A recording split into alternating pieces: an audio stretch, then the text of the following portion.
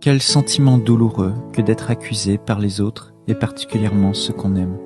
Un fils accuse sa mère d'être responsable de ses échecs, un père accuse son fils d'être un bon à rien, une épouse accuse son conjoint d'être responsable de leur précarité financière, un patron accuse son employé de son manque de productivité. Chaque jour, nous sommes sujets aux accusations des autres. Combien d'enfants devenus adultes souffrent aujourd'hui à cause de tous ces blâmes qu'ils ont subis depuis leur enfance de la part de leurs parents, leurs professeurs ou leurs camarades. Ils entrent dans la vie adulte le dos rempli de flèches, se résignant à porter les étiquettes mensongères que leur ont collées les autres, oubliant que celui qui est à l'origine de ces étiquettes n'est pas Dieu, mais le prince de ce monde, Satan, que la Bible appelle l'accusateur des frères.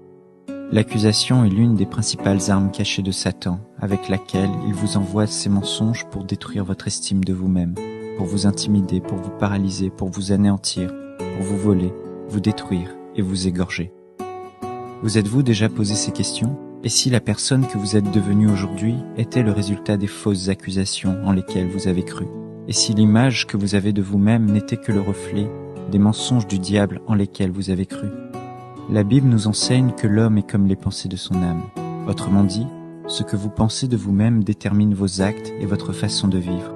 Serait-il possible que les accusations des autres aient pu vous blesser et vous rabaisser au point de vous paralyser, au point d'avorter votre destinée, au point d'anéantir le rêve que Dieu a déposé en vous? Quelle image avez-vous de vous-même? Si l'image que vous avez de vous est belle et lumineuse, c'est que votre âme s'est nourrie de la vérité de la parole de Dieu à votre sujet. Si par contre l'image que vous avez de vous est maussade et sombre, c'est certainement que vous avez laissé les accusations mensongères du diable polluer vos pensées. J'ai moi-même été accusé à plusieurs reprises. Certaines accusations n'étaient pas fondées, mais d'autres étaient liées aux erreurs que j'ai pu commettre malgré moi. Malheureusement, l'homme charnel se plaît à rabaisser l'autre pour mieux s'élever. Il trouve son plaisir à se moquer des autres et à juger sur un oui-dire. Mais Jésus, lui, ne nous rabaisse jamais. Il ne casse pas le roseau qui est brisé, mais il le redresse et lui redonne la vie.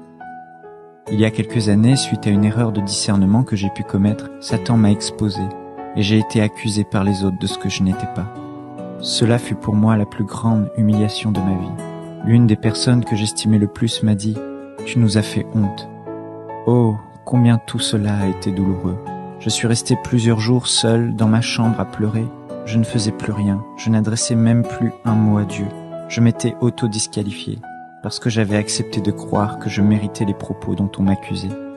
C'est dans ce moment de dépression que j'ai dit à Dieu ces mots que je regrette amèrement. « Jamais plus je ne te servirai. Je ne suis pas digne de toi.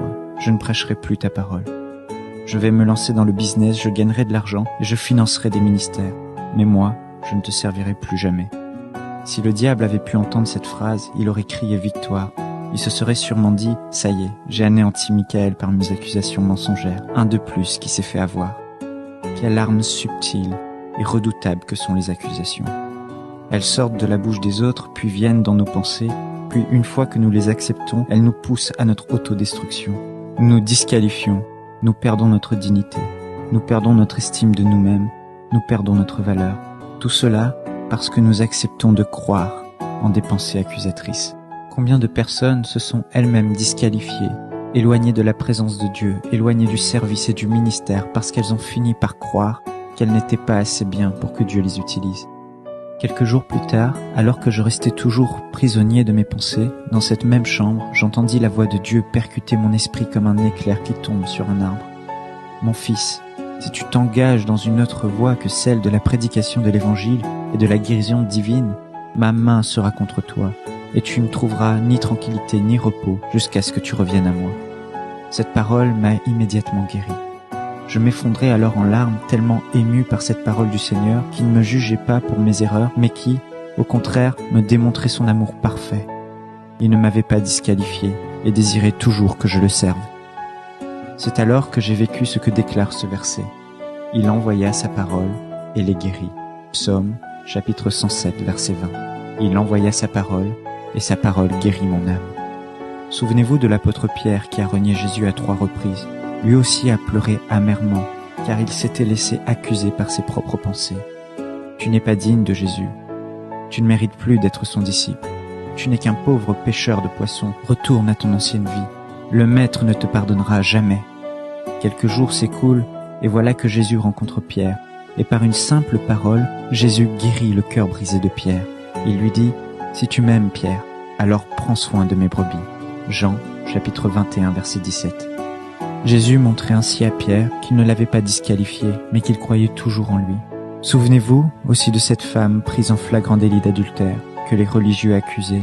Jésus lui dit « Je ne te condamne pas non plus, va et ne pêche plus. » Jean, chapitre 8, verset 11. Chers lecteurs, si vous aussi, vous êtes disqualifiés à cause des accusations en lesquelles vous avez cru, sachez que Jésus ne vous condamne pas. Il ne vous disqualifie pas, puisque votre Créateur, le juge des morts et des vivants, le Fils de Dieu, Jésus en personne ne vous accuse pas, alors qui peut vous accuser? Vous vous devez dès aujourd'hui de rejeter ces accusations mensongères. Non, le Seigneur n'en a pas fini avec vous. Votre Dieu vous aime d'un amour inconditionnel, et Satan est un menteur. Ce qui demeure est ce que Dieu dit de vous.